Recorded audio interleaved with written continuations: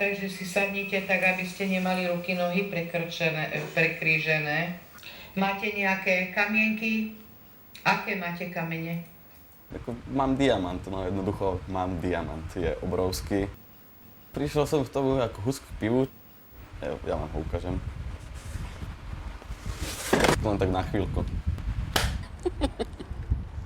Chystám sa z toho vytrieskať všetko, čo sa dá.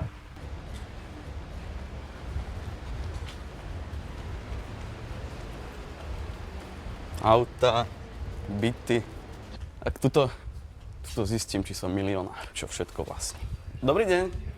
Prosím vás, vedeli by ste mi poradiť? Ja som našiel takto, ja neviem teda, či vy viete kamienok a chcel by som vedieť, že čo to je zač, že či mi viete povedať. Kryštál. No, ale aký? No však klasický kryštál. 5 eur. Horský kryštál. Aha. Dobre. Tak vám asi ďakujeme.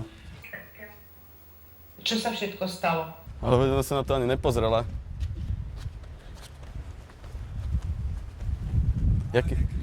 Ale jaký horský kryštál, to je podľa mňa hlúposť. Stále som milionár. Kúpim celý jej obchod potom. Ale ešte je niekde inde kryštál? No toto, akože to sa mi nepáči, takýto prístup k veci. Však, že to je kryštál.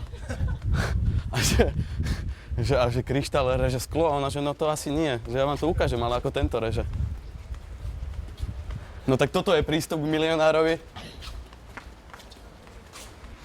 A moje prvé pocity sú dobré, rozmýšľam práve, čo idem nakupovať. Začnem týmto domom a potom neviem ešte.